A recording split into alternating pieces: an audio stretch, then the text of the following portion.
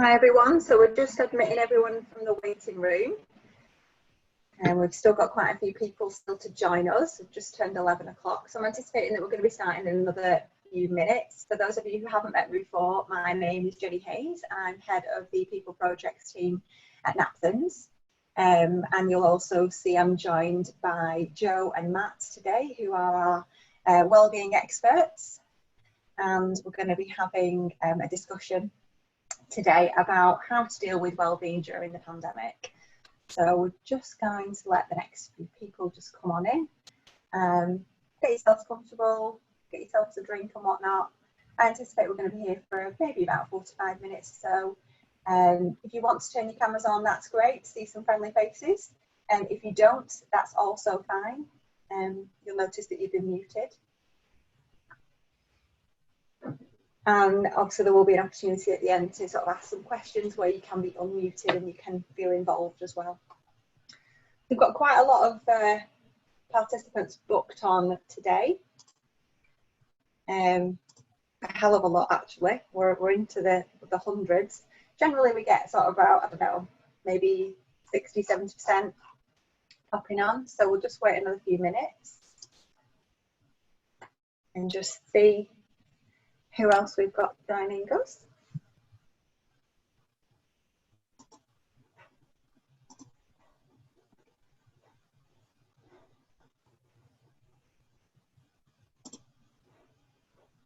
Everyone's gone for the real background today as well, I noticed. No weird virtual backgrounds. I was contemplating something, you know, suitably well-being-y. Maybe, I don't know, on the beach I've seen that one as an option, or in, you know, a field, that type of thing. But no, just going to go with my laundry room / kids playroom / study area, just to keep it real. That's what I'm thinking. So we are recording the meeting today as well. So you'll all get a copy at the end of it. And you'll be able to obviously scribble away notes as you go. But obviously if you feel that, you know, we are having this discussion and it's just going to flow nicely, then you can obviously rewatch it again. That's no problem at all. And you'll get that sent out probably within the next 24 hours of this meeting. So I think, Joe, Matt, if you're ready, yes, we'll start. Okay. So for those individuals who didn't hear at the beginning, the format today is going to be a discussion between myself, the head of People Projects team at Napthens, Matt Warner, who is a successful PT and has got a wide variety of background in the clients that he deals with, both over here in the UK but internationally as well, and also is committed to understanding the balance of mental health as well as physical health. And then also joined by LeFebour, who's also known as the Sugar Woman. Quite an interesting title. She's also got the Freedom Catalyst as well in her name. And Jo is passionate about dietary needs and also about mental health and wellbeing as well. So what we're going to be looking at and how I've been essentially thinking about it is, first of all, how I can stop reaching for the biscuit tin whilst I'm working at home. But also how I can just get up and get moving because I feel like I'm chained to my desk. And I think it might be common around a number of you how sort of dealing with that. But we're going to be looking at wellbeing as a whole. The session will probably last around about 45 minutes, and there will be an opportunity at the end for you to ask any questions, either of myself or either of my two colleagues as a group. And obviously any resources that anyone wants to share as well, then if you obviously have done these things in the past, if you ever wanted to email them to me, I can make sure that the rest of the participants get those as well. If you do have a question at the end, if you can just pop in the chat box that you've got a comment or question, then that way we can unmute you right at the end for you to have a conversation. And we can open it up. Otherwise, because we've got so many participants on, if everyone's turned on at the same time, it's going to get a little bit noisy, and there'll be a lot of feedback noise. So it's not like a normal webinar. We're not really going to be sharing slides or anything like that. It's just going to be a discussion from people who are experts in their field. And I just want to do a little disclaimer. I'm a HR consultant. I am certainly not a wellbeing expert.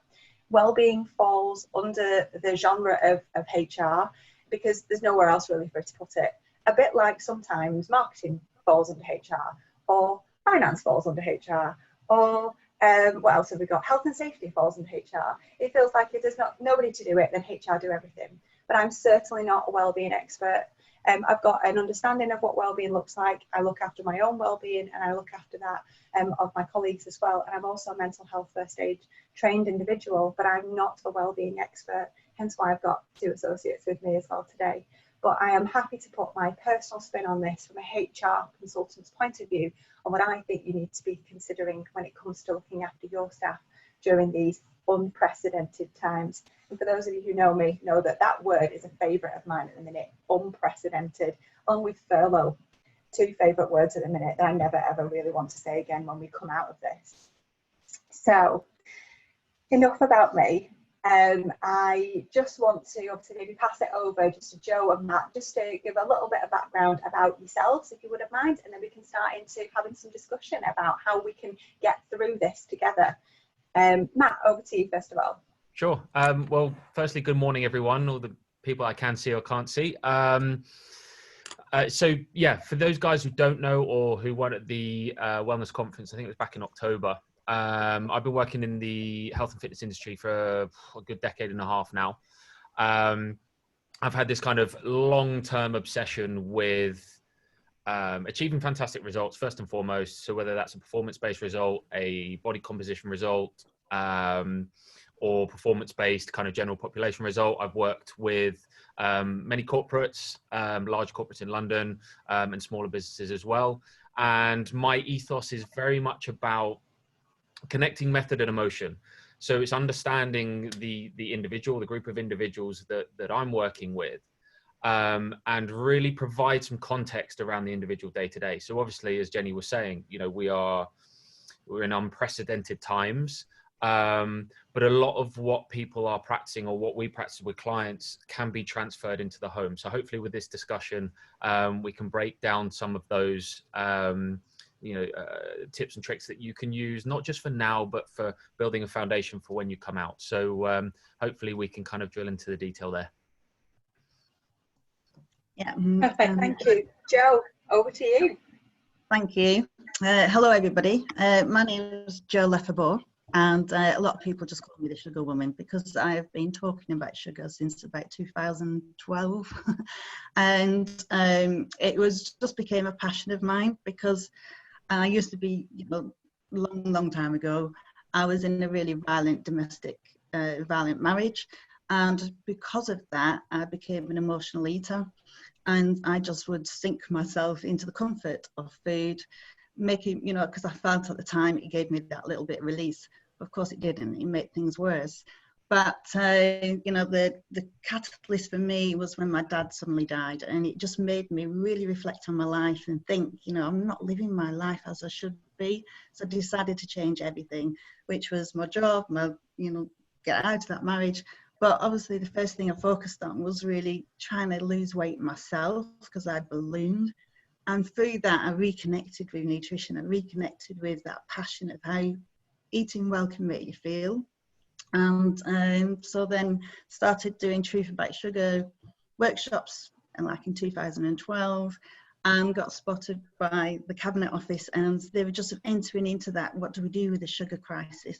So it's been an interesting journey, being part of advising the government, and they ignored me, but anyway. And so now I'm passionate of helping mainly women to deal with emotional eating problems, and it does kind of fall into the sugar, but I do all sorts. I kind of help people with their well-being, men and women. Fabulous, great. So that's actually panics me a little bit now, because I'm thinking, do I have to give up sugar completely? Because I don't know whether everyone else is thinking that now. Oh my gosh, I can't give up my biscuits. When I get out of lockdown, the first thing I'm doing is going to Finch Bakery, and I'm getting a lifetime supply of those cake jars. So that's quite worrying now. I don't insist, you know, like, I'm not saying to people that they should never eat sugar. What I'm doing is helping them to tame that sugar monster. I call it taming your sugar monster, because, you know, obviously I don't want people to be scared and think I can't enjoy food. That's not what I'm doing at all. It's just empowering people to have more control and freedom with food. Mm-hmm. And I think it's important as well that we try and get started and feel motivated. What would your advice be to help employees get motivated during these times to make a change potentially? Is that to me or Matt? Either. Whoever wants to you take start. Okay. Well, so from a well-being point of view from work, I suppose that it's all right to make connection. You know, if your staff are at home and they not in their normal routines, they're going to be feeling like a little bit strange, that pattern has been disrupted. And so obviously keeping connected with your staff, making sure that they know that you're there, even if they're on furlough, you know, you're still keeping connected, making sure that they're well, happy, spotting signs of stress, making sure that you're creating that connection, but also, you know, supplying fun things for them to do, maybe a Friday happy hour or something like that, where those people can feel that you're caring for them, you're looking out for them. But, you know, I've seen companies that are kind of supporting people with giving them free access to exercise classes. There's so many exercise classes out there, isn't there? Like people transitioning, they can't go to the gym anymore. So there's people doing free yoga classes or Pilates or exercise classes, which I'm dipping into, and I'm loving that. It's really kind of got me focused each morning, getting out of bed, making sure that I'm doing my exercise.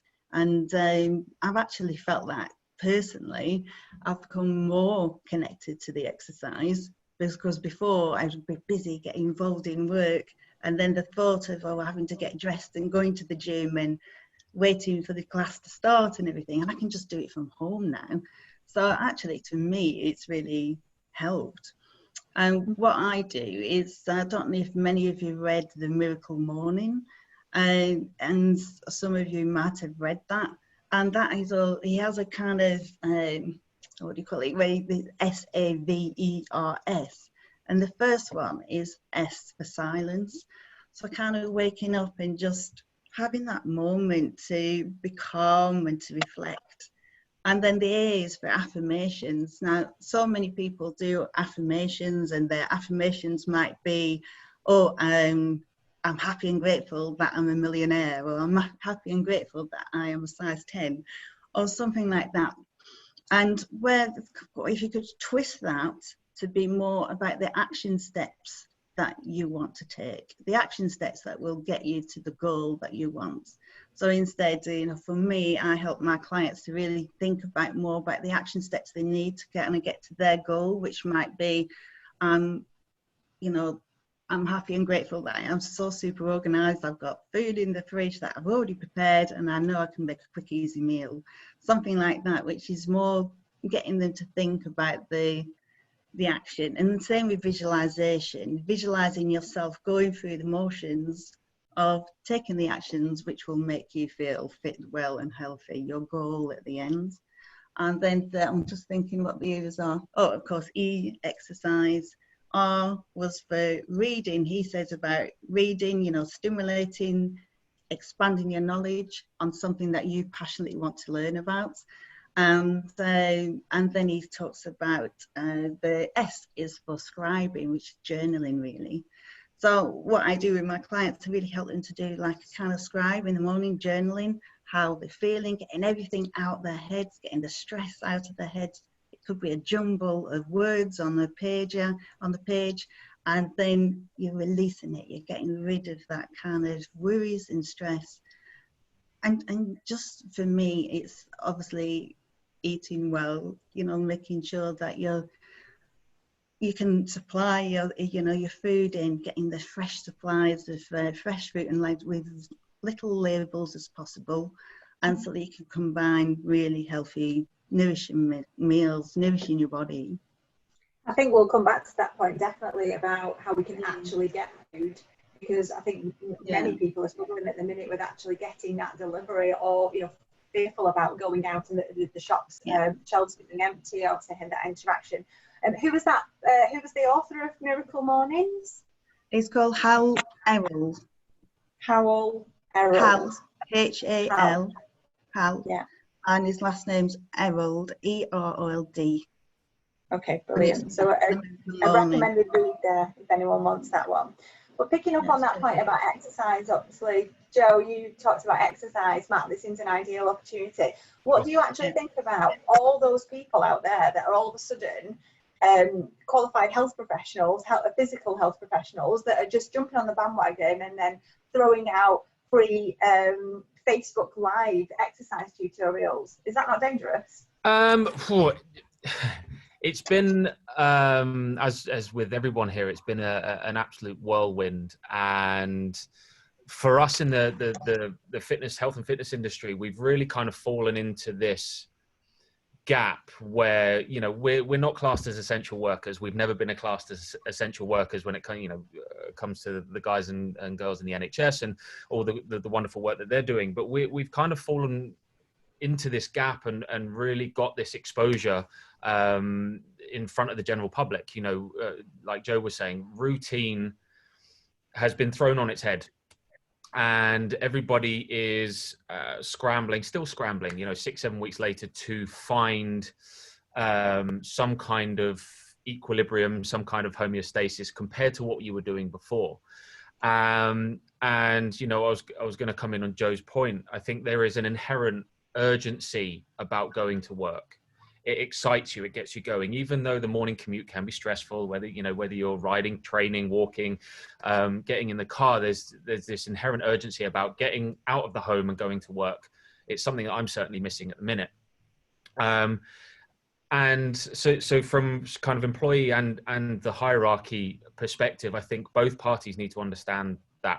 And I'll come back to the fitness point in a minute, but understanding the importance of routine. So if you're an employee working, and it's something I'm trying to do with clients and implement with my clients at the minute, let's say your commute's an hour in the morning. Replace that hour. Don't wake up an hour later. Replace that hour with something that's going to excite you, something that's going to provide you with that urgency to get into your work day, much like your commute will do, despite the potential stresses of being stuck in traffic and that kind of thing. And equally, from an employer perspective, the pressure's super high with every single business across every single sector at the minute. So the temptation from employers and from managers and project leaders is to go, well, my employees are at home. I know they're at home, so I can ask a little extra of them. I can steal the time because they're not commuting. Where they would be commuting in the evening, I now can send them a little bit more work. So from both parties, like implementing that routine from an emotional standpoint will keep that familiarity as much as possible.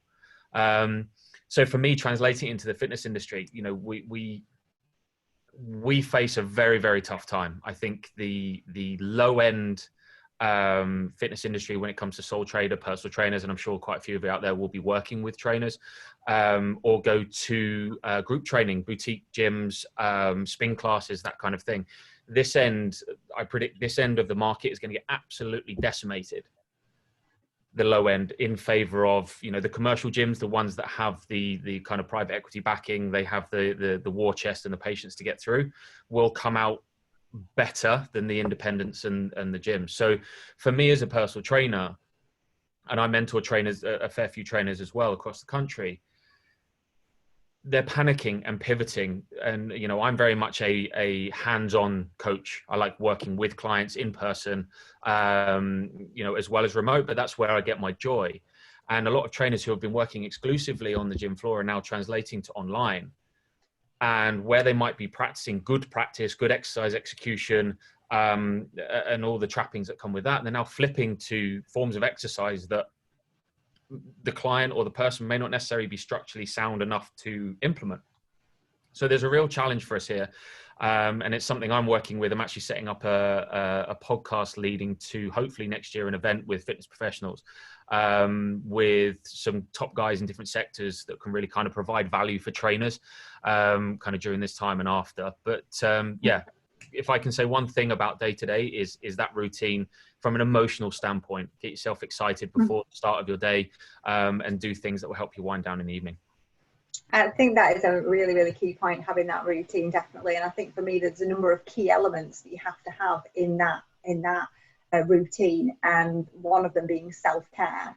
Obviously, there has to be a work element in there as well, but then there also has to be a family element as well. And whether that's a family with young children, or that's a family and it's just you and your partner perhaps, or even you and your cat. However that looks, you have to make sure there's that element in there as well, along with making sure that you're looking after your dietary requirements, but also your physical exercise. So a number of key elements that has to be in there. The one thing that I didn't mention that I think is a must is fun. I think you have to have fun every single day. Yeah, make sure there's a laughing moment every day, isn't there? No. Absolutely. We've lost the photocopy chats, the breakout room chat. So let's go and just mull this over together. We've lost that. I very much feel at the moment that every time I pick up the phone to a colleague, I send them an email, that there has to be a purpose behind it, and it has to be a work-related purpose. And I think that's because of my change of environment.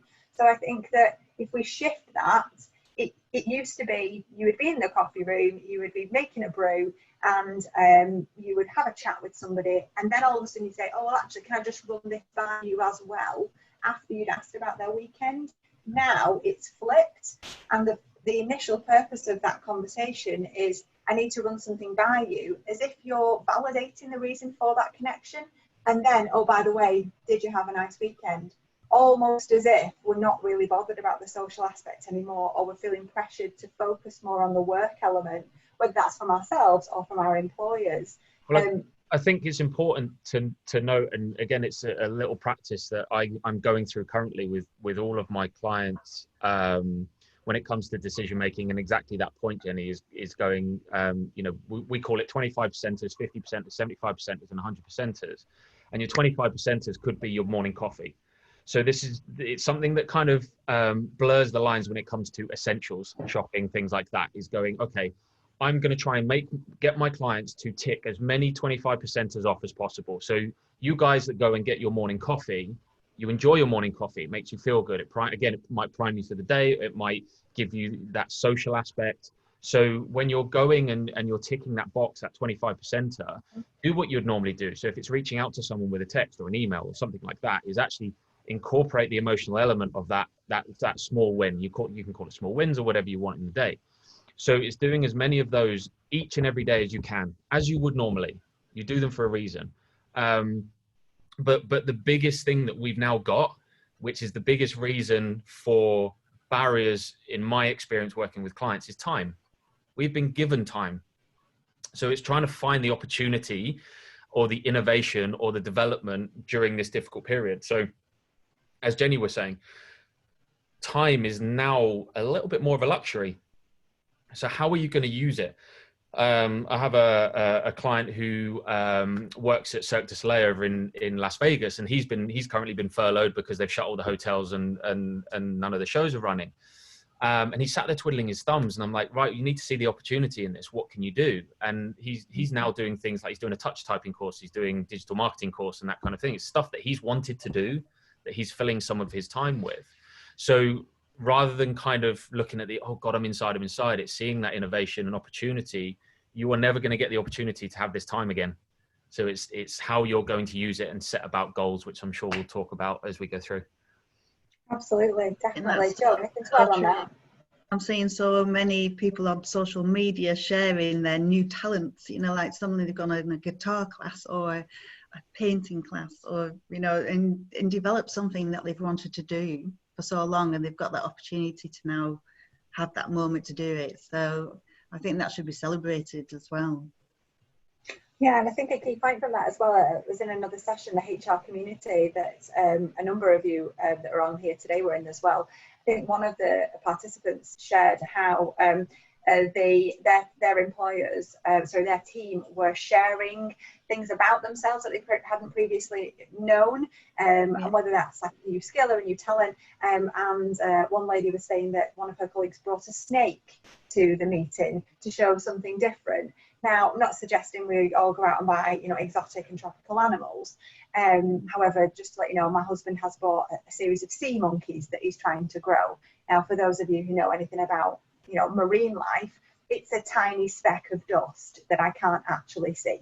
So it's not actually an animal. So please don't try and get a new pet. But it might be a nice opportunity to develop that fun element by sharing new talents that you're learning, or sharing new insights or whatnot, or a new book, anything like that, that you can open your mind to, and that you can share that connection with your colleagues as well, just to continue to build that relationship with them. So let's just flip back onto the food side. We obviously talked about buying the right food, but we can't always buy the right food at the moment. Like I said, the shelves are sometimes bare, and all of a sudden everyone's baking. So, people who've never baked before have now bought all the flour in the world, and have got it under their stairs. So let's think about how can we actually get the right food and not substitute it for something that's potentially going to harm us. What would the suggestion be for that, guys? Well, at first, initially, everybody had gone for the pasta, hadn't they? And the pasta had disappeared, and then it's the flour. But I do feel that most of the majority of the time, the fruit and veg has still been there. The natural ingredients are in abundance. I did struggle to get ginger for a long time, but that seems to have come back again. So I haven't personally found a struggle to stock with the kind of ingredients I usually get, which are usually natural ingredients. So I don't know. For me, it's I think at this time as well, like Matt's saying, that have that time to grow in something. To me, I just encourage people to get back in the kitchen and to actually start enjoying cooking. Lots of people are saying to me that they're actually, realizing that they have got the talent to cook. They're enjoying it. They're relaxing. It's a form of relaxation as well, and feeding the family and developing new tastes and exciting recipes. Because we are a nation, majority of us kind of stick to the same recipes, same foods that we repeat over a 2-week basis. So just expanding that, and I've got so many recipes I can share with people that are all tasty, easy, and nutritious, and don't take long to cook either. And that would be absolutely great. And I've just noticed a comment in the chat from Nicola Cornforth that's just mentioned that she is issuing a weekly newsletter which contains pictures of employees that are working from home or on furlough. And that's things that include people who have baked cakes or new recipe ideas. So that falls nicely into that. So obviously, Jo, if you've got any recipe ideas that maybe you could share, as you mentioned, that you could, participants would put that in newsletters and whatnot to help.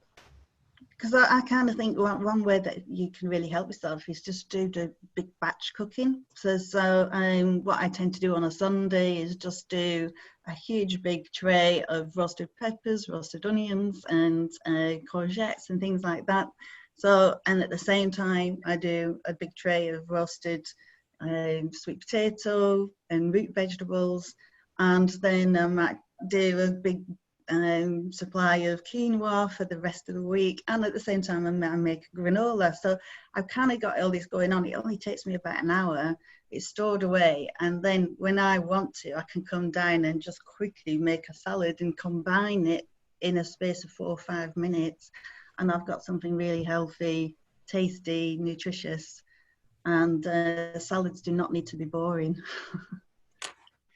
So I might come in there and just provide a little bit of a caveat for the food thing, and I completely agree with you guys. Kind of leading off the last point that we all mentioned about time. I think there's an element here when we're talking about food and daily nutrition. Before we were in our homes, don't forget we've now changed our environment. That's all we've done. We've gone from the office, we're now in our homes. So essentially our office has moved home. something that a few people I've spoken to have tried to do, because they have a little more time, is they've tried to reinvent their nutrition wheel. Like overnight, everything changed. Now they've become these super cooks. They've got all their cookbooks out. They're getting all these ingredients, and the connection is still missing to the what's, the why's, the how's, and actually the motivations to do it. Am I doing it because everyone else is doing it? Am I doing it just because I have time? So for me, it's saying, right, build a foundation with anything. It's a foundation for change. So going, okay, well, who was I before this? Was I a convenience eater? Was I someone who actually was relatively robotic with nutrition, you know, and quite happy to have the same meal each day? Or am I someone who likes to cook and be varied? So using a little honesty initially and taking some time back and going, okay, well, what kind of eater am I? What are my attitudes to that?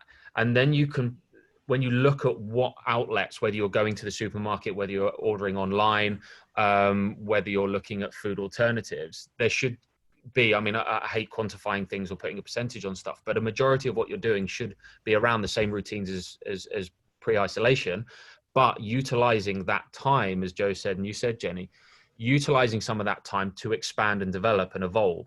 So this is about evolution. It's about innovation. And like we were saying about emailing, everything, that's about collaboration, but it's not about reinventing the wheel straight away. So it's going, okay, well, I may have time on my weekend. Don't forget, we still have a weekdays and a weekend, even though we might forget what day it is half the time. Is utilize that sometime at the weekend, like Jenny was saying, family time. Utilize that around food and taste and batch cooking, like Joe was saying. You know, we do. My partner's also in the fitness industry, but she's a phenomenal cook, and we batch cook different salsas and slaws and things like that keep for 5 or 6 days and incredible for any meal, whether you're a plain eater or a more adventurous eater. So with everything that we discuss, in my opinion and my experiences, try not to just reinvent your wheel straight away. Keep to as much of your routine as possible, especially when it comes to food, but utilize some of that time that we've been given, if you want to explore new tastes and new recipes and new ingredients. And what you'll find is over the weeks is you'll allocate a little more time, because it will become a little bit more habitual, a little bit more comfortable, and your processes will become more efficient. So I hope that makes sense as a little bit of a caveat. Yeah, absolutely, definitely. I think everything in moderation generally still applies, and that obviously means the change as well. Obviously, as HR professionals out there, and obviously myself as one, nobody likes change, no matter what they say. No matter what they say about, I love change, I can deal with it, I'm really resilient, I'm a positive person. There's always an element of change that people don't like.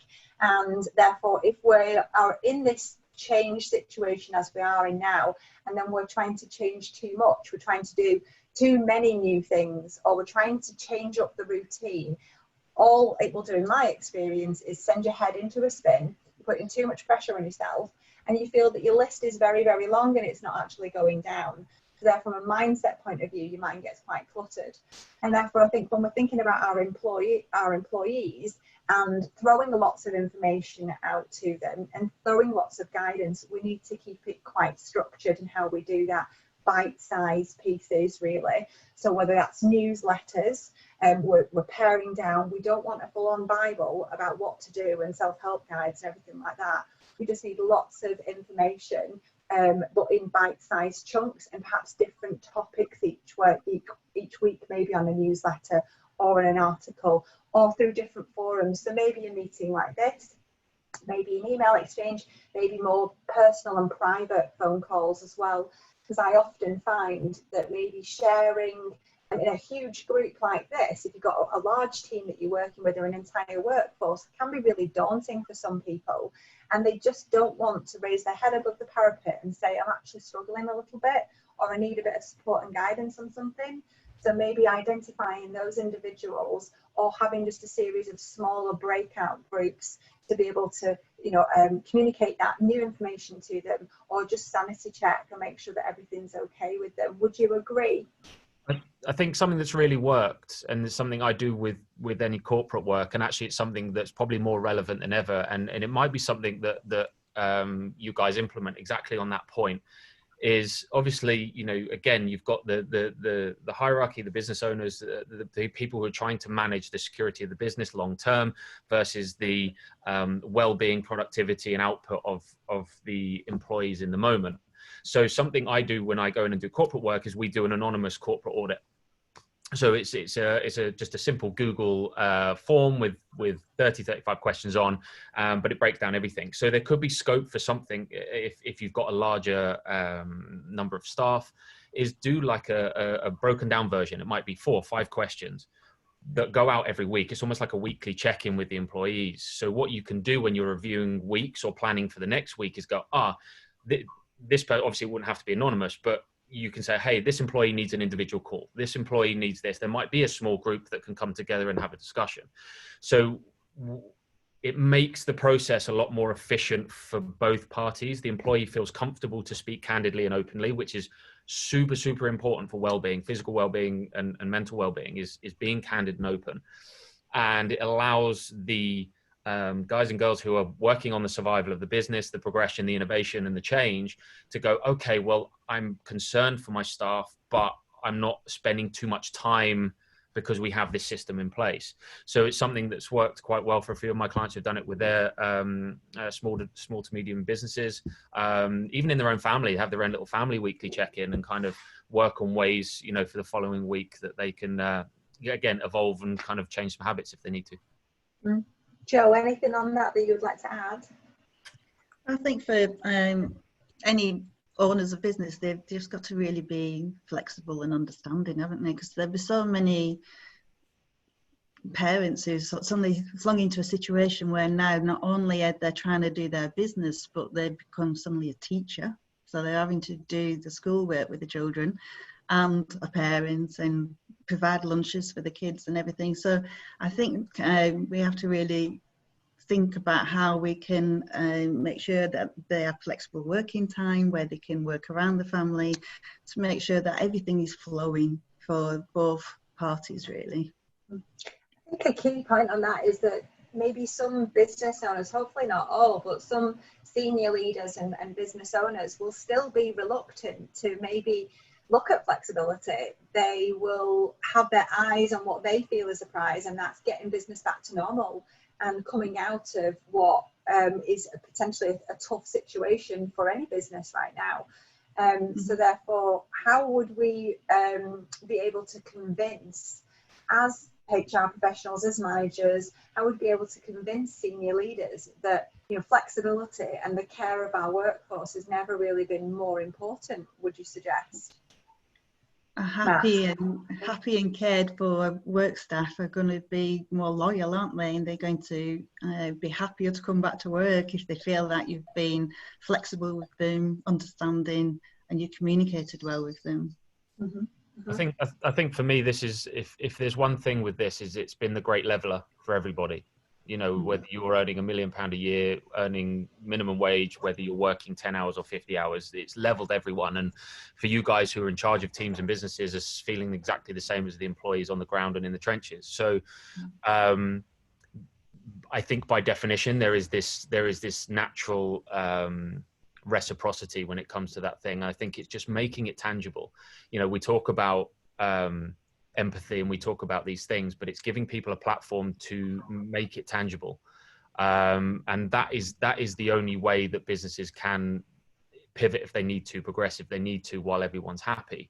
Now there is that balance, and Jenny, you're right. You know, we've moved our environments. That doesn't necessarily in every case mean that we should all be flexible and we can work here, there and everywhere. Sometimes it's just not realistic. It depends on the individual business or the individual structure within the business. Now, for me, if your business hasn't been implementing home working or flexible working, it's going to be more difficult to implement and it might take a bit more time. So actually, in having that structured work day and then utilizing, again, the commute time and the extra time you have been given, regardless of your business, you've been given more time, is using that time better. If you're a company that's utilizing that flexible work time anyway, it gives you a great opportunity to, again, innovate and move that system forward. So for me, I'm always data driven. almost day to day, week to week. So systems and efficient systems that deal with the emotional aspect of business or the emotional aspect of well-being is really, really important. So, that might be something that people think about. Definitely. I mean, I think we really do need to focus on what the future looks like. And I would be urging any HR professionals, senior leaders, managers, business owners to think about a period of reflection over this last sort of 7 weeks, even beyond that. What has worked well for the company? What hasn't worked well? And really looking at reflecting on business practice. What have you tried maybe in the past? And what didn't work then, but has since worked, almost doing an audit from a HR point of view. And that's something that I advocate a lot in my team when we work with clients, conducting a HR audit on your practices and your people and the capability to reflect. Because without doing that, you can't actually see the wood for the trees, and you don't really know what direction you need to be traveling in. So thinking about technology and also conducting a SWOT analysis as well, looking at the external factors that are going to affect your business, but also the internal factors as well.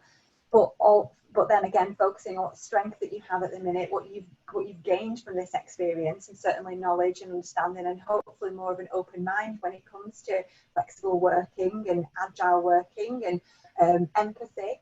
So, but also innovation, and how can we innovate the way that we work with the use of technology or the use of our knowledge, or just to make ourselves a bit more competitive in our environment. If we start to plan now, then we will be in a better position when we come out of this, and we will hopefully be head and shoulders above any competition. So that's a positive spin on things. And again, for those of you who know me, I like to try and put a positive spin on everything. But I think now, if we just ask another couple of questions and open this up for discussion, anyone who does have any questions, so get thinking about that now. I just want to ask Joe and Matt, if you had to say 3 top tips of what the employers should be focusing on right now for their workforce, what would the headlines be?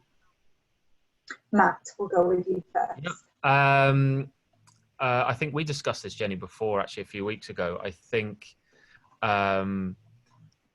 people are, even before lockdown, people struggled to find and specify outcome. And we are driven by outcome. There is one word I hate more than anything, and that's maintenance. So you'll hear a lot about, if we're looking from the health sphere, for example, I want to lose weight and maintain my weight loss. Well, no one, if maintenance was a thing, businesses wouldn't grow, innovation wouldn't happen. For me, it's about constant evolution. So the biggest point for me is, it might be health orientated, it might be business structure orientated, or otherwise. It's going, how do we provide a platform and a system to create or develop consistent evolution with the individuals, with the teams, moving towards a specific outcome. So with your guys' businesses, you set yourself targets, end of year targets, you break down Q1, Q2, Q3, Q4, you allocate KPIs to those quarters day to day, and you're always assessing, you're always looking at how to change them. Do you need to put more money, more time, more resource into things? And it's no different for health. Your employees, even you guys, you need to set your own goals, break them down, and allocate your KPIs. So generally for people, it's time, it's finance, and it's emotion. So you need to allocate those KPIs and put in a system that allows you to assess them. Because once you can assess them, and with your businesses, when you've got enough data and enough anecdotal data and enough tangible, quantifiable data, you notice trends and patterns. So that could be trends and patterns in behavior, could be trends and patterns in numbers. So in health, it could be energy output versus energy input versus how you feel, mood, energy, sleep, digestion. You can go all in with it. But the more data you have, the more efficient your decisions will make, and the more you'll get a return, not just an investment in your business, but you'll get a return on the health investment that you put into your employees. So I think like that, for me, that's a massive positive. And if it's something you haven't thought about previously, it's definitely something that will just add infinite benefit, regardless of pandemic, no pandemic, it doesn't matter. It's understanding the people that work for you, but also understanding yourselves. and going, how can we tie all this together in the similar aspect or the similar way you would with a project or a business? So I would say, like, if I was to sum it up to one big tip, that would probably be it. Okay, great, thank you. Jo? I suppose I would add to that, just being really honest and open with your workforce and allowing them to be honest and open back to you, so they can share if they're feeling stressed or they're struggling, and being understanding in this situation, being flexible and giving them, you know, the time where you working hours is closed. Have a relax. This is your home. Enjoy it, and make sure that you do finish your day. Maybe if you've got an office and you close the door and that's it for the day, go and relax and enjoy your family, or whatever you want to do as a reward at the end of the day for surviving another day in the lockdown. Definitely. I mean, I just want to add to that as well. Obviously, on Matt's point of the goal setting, obviously, as head of the department, we have a strategy, we have KPIs, and we have a target that we want to achieve. It's blown out of the water now. It doesn't matter at all, and it puts things in perspective. So rather than just say, oh, well, we'll pick up the strategy when it's appropriate to do so, we'll still aim for that, but it'll just be a bit delayed. I've written a new strategy, but I've just left it down to 3 months. I've just done a short-term plan, and I've not done it as measurable as I would normally do, because times are changing. So I've cut myself a little bit of slack. So I've done it as the case of 3 things I'm aiming for, and that's obviously to increase the profile, and I'll be completely candid with you now, to increase the profile of the people projects team, obviously to grow the business as well, but also to provide client and customer retention and through excellent customer service. Those are my 3 objectives, and the activities that I'm doing towards those will hopefully, and in my opinion, work towards those over a 3-month period. So it's not as objective and measurable and smart as we would normally like to see, but that's because we're in a strange situation. So goal setting is really, really vital, but it doesn't have to be as prescriptive as perhaps a model that you would previously have used. Definitely. No, I think, Jenny, people underestimate subjective measures and markers for different progress. And I think when you measure them often enough, they become objective. It's like we do with clients, you know, my work with clients, I get my individual clients to track mood, energy, digestion, hunger, cravings, you know, all of these subjective measures at the same time each day. And when we do it long enough, if we look at females' menstrual cycle, you notice patterns, cravings, you'll know it because you feel it every month. You know, mood up, mood down, energy down, cravings through the roof, you know, but these measures that you are quite whimsical with day to day, and you just like, I'm in a bad mood or good mood, when you add some structure around them, they actually become more tangible and objective over time. So, you know, if you're worried about what measures to put in place and you're trying to do the same thing and implement strategies, is go, okay, well, how can I think outside the box a little bit? You know, come back to one of my answers earlier. We need urgency. We all crave urgency in our lives, and we've been thrown into an environment, or back into our environment of comfort, our own bed, our sofa, you know, and I struggle with it. And we need to provide a sense of urgency for all of us. So whatever that means, find out from yourself and find out from the people around you and the staff what they need, and then provide the right suggestions and get them to feedback regularly. I think that's a great point. That's definitely involving your employees to gather that data. So whether it be some kind of pulse test or some kind of basic survey, maybe to anticipate the mood of a return to work, or how they're feeling whilst they're on furlough, or how they're feeling as a key worker. And therefore you can tailor the support when you do return to work based on that feedback. And also you can plot whether it's their mood or their engagement levels, their feelings are changing over a period of time, whether they're getting better, getting worse, or they're just still stagnant, as it were. But you're more informed as to what to do when you're thinking about putting in place initiatives, strategy, support. And you're also pulling out, hopefully, from some of the data, any key vulnerable groups or departments as well to pay particular focus to. So that takes us sort of over to the time that I'd anticipated, and I noticed that there have been a number of comments in the chat box. So thanks very much for having a chat there, and there's a couple of useful resources that have been put in there. now is an opportunity, if you've got any burning questions, to be able to ask myself, Matt or Joe in relation to your organisation, maybe your specific situation, and please feel free, and we can turn your mic on and you can have a chat, and hopefully you're not feeling shy. So if anyone wants to do that, obviously just pop in the chat box comment or question. And while obviously you're thinking about anything, I do just want to pick up with Anna Taylor, if that's okay. Anna, in the chat box, she's mentioned that she's dealing with employees who are managing anxiety and just coping with getting through this. It sounds like a really difficult situation. They're feeling stressed at a push to learn new skills and hobbies, and I'm having to tailor my comms to those people in particular. Anna, is there anything specifically that maybe myself, Matt, or Joe can help with that situation you're experiencing, and how to help you with that?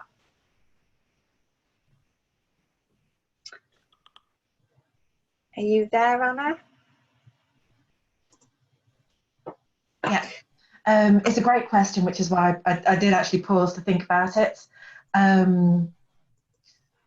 I think from my comms, it was because I'm a natural learner, and getting excited with kind of seeing the Harvard Business School release courses that you can do for free. So I'm learning about neuroscience at the moment, and yes, I have got a load of cookbooks as well. Matt, you'd be delighted to know that I'm working my way through with terrifying enthusiasm. And it was tailoring my comms when I got the feedback from people individually to go, it's okay, you know, sometimes just surviving this is good enough. You know, whatever your good enough is, that's okay. What I have taken away is about the sense of urgency. We are in a really privileged position in that the only furlough we've had to do is when people have requested it. We've managed to do the pay increase, and whilst we haven't paid our bonus, we have sent everybody letters to say this is what you can expect once we've got the cash to do it. So it's brilliant that we've been able to do that, but we haven't confirmed the targets for 2020. I keep banging on to my leaders about creating that Henry V moment about it's rubbish now, but imagine what it's going to be like when we get through this. But that sense of urgency, that's something that I've already taken away from this. So thanks, Matt. That's fine. I think that's great. Like, I find incentives and incentivizing, but more importantly, finding out what makes people tick and what incentivizes people could be great at this time. You know, some people are purely financially incentivized. Some people are, you know, rock stars. They love their job. They love the event of getting up, going into work, love the commute, love being at their desk, love being social, and love doing a good job. So, you know, it could be a great time to kind of, you know, if you're in a fortunate enough position to be a little bit more informal and a bit more relaxed with things, is find out a little bit more about them, you know, find out about what makes them tick, how they're incentivized, because at the end of the day, for the long term, you know, I've found with people we've worked with is they often miscommunicate, or they have this disconnect with what incentivizes people. And I know I worked with a business in Mayfair, and they were promoting people into incompetence, because that's not how they were incentivized. That they loved their job, they loved where they were at, they loved it, and they suddenly got pushed into this level, this promotion, that way, great, cool, but when actually they got into the job, they were incompetent at that level of job, not because of their fault or anything else. And in the end, they had to get let go. Is that the employee's fault or not? So, you know, for me, this gives businesses like yourselves, and there are other, you know, fortunate business out there who can take a little step back, and, you know, it's that opportunity again to not be stagnant, but provide a different aspect of evolution for your business and for the business of your employees, which is their day-to-day joy. So that's just an idea that kind of came to mind. Yeah, thank you. That's great. Thanks so much, Anna. Sorry, I'm just noting Janine saying about getting out in the fresh air. That is, obviously wonderful to get your vitamin D and to get out there and just enjoy the fresh air. Especially we've got this beautiful, clean blue skies at the moment.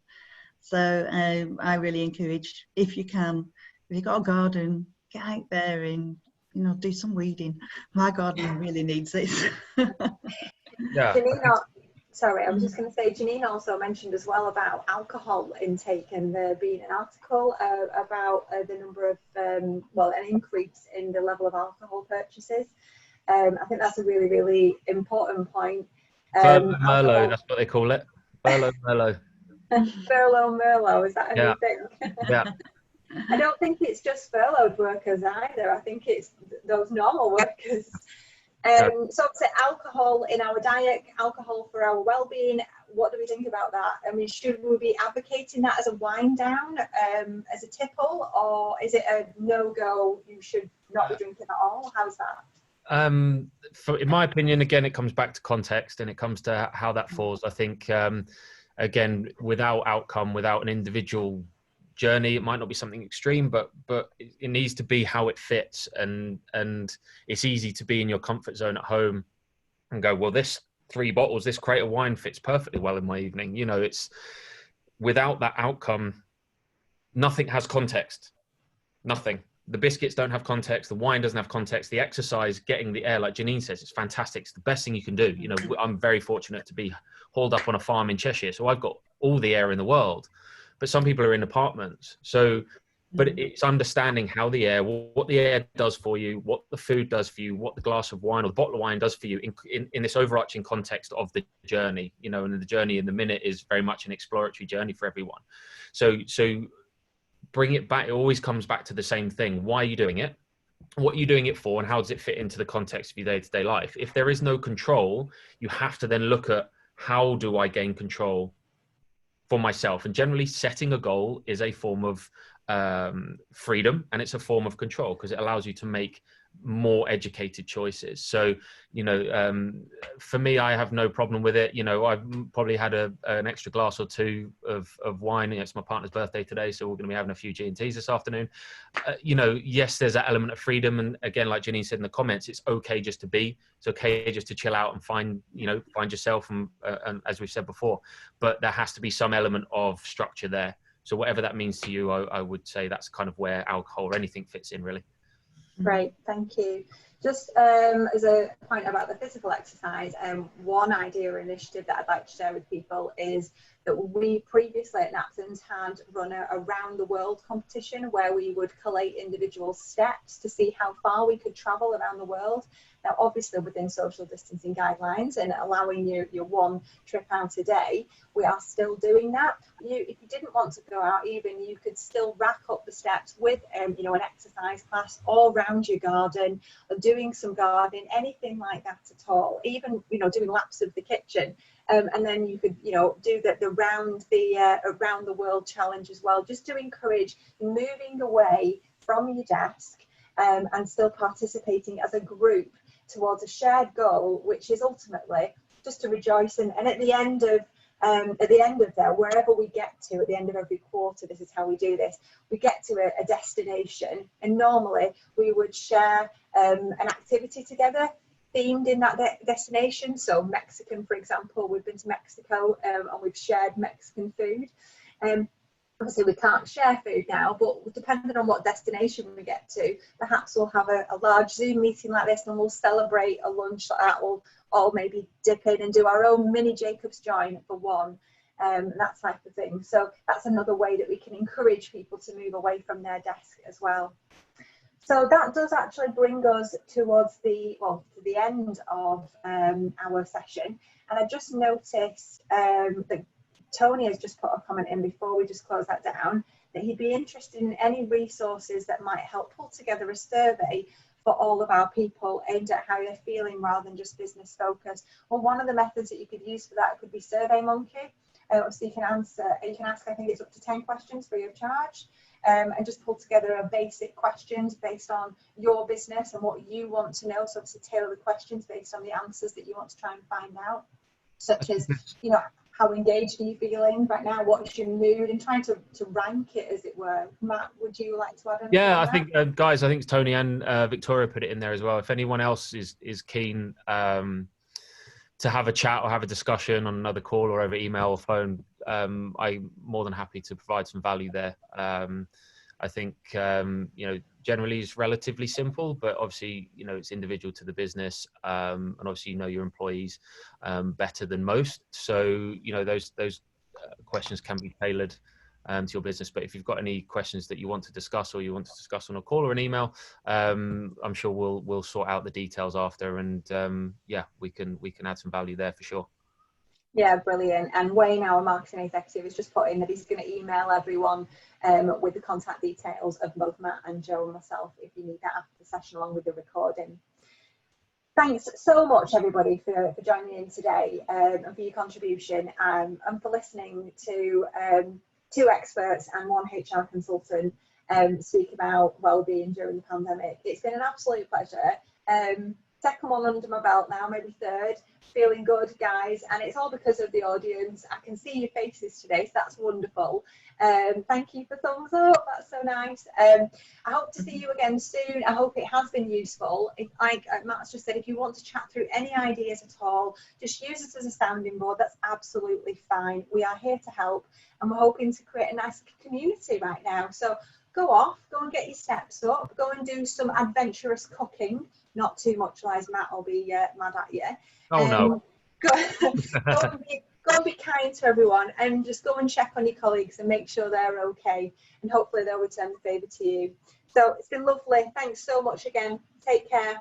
Bye bye for now. Bye.